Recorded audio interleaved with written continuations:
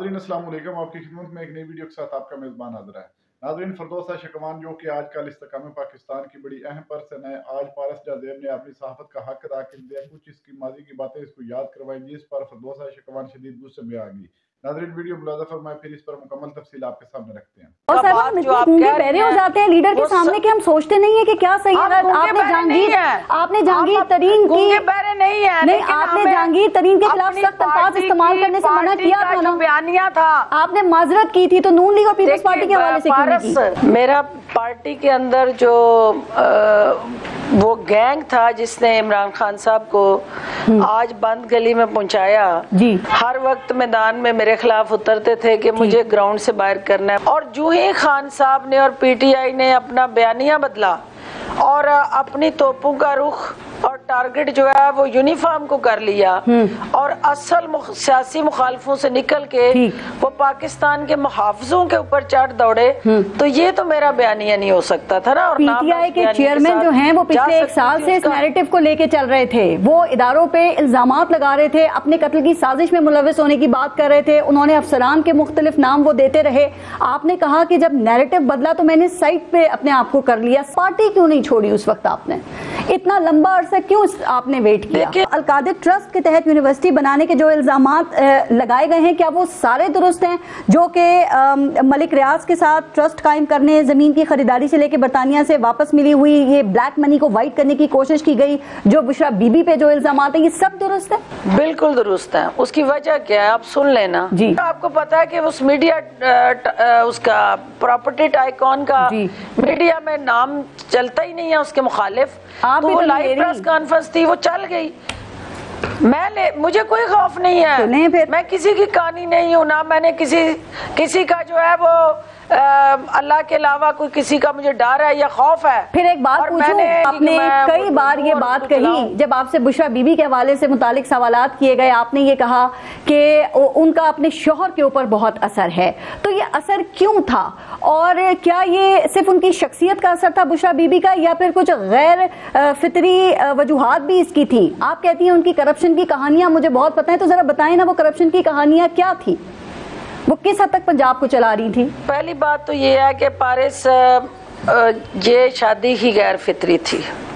मुझे ये बता दें, आप भी एक खातून है, मैं भी एक खातून हूँ, क्या कोई नानी अम्मा जो है उस एज में जब किसी से शादी करती है तो हमारे माशरे में उसके क्या असरात आते हैं? क्या जाती फेर है ना, नानी से करते या दादी से की, ये तो जाती मामला है, वो जाती फेर नहीं होता ना। जब आप फर्स्ट लेडी बनने का ख्वाब लेके उस शख्स को, उसकी सोच को, उसके ज़हन को गुमराह करने के लिए, अपने मफाद में इस्तेमाल करने के लिए आप ये सारे ड्रामे रचाएं, तो उस ड्रामे का क्लाइमेक्स क्या आता है कि ये मेरे सामने पड़ी हुई है, वो करप्शन की दास्तान।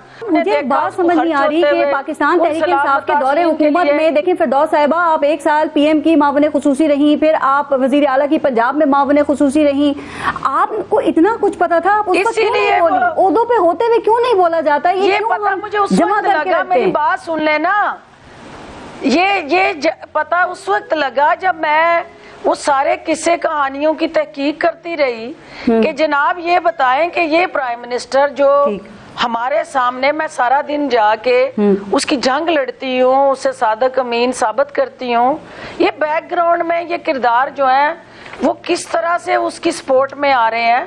पंजाब में बैठ के वो व्हाट्सएप किए थे कि ये वो करप्शन की दास्तान है खान साहब, तो इसका हिसाब लें। तो जो खान साहब को आज वो उस्मान बुज़दार किधर है?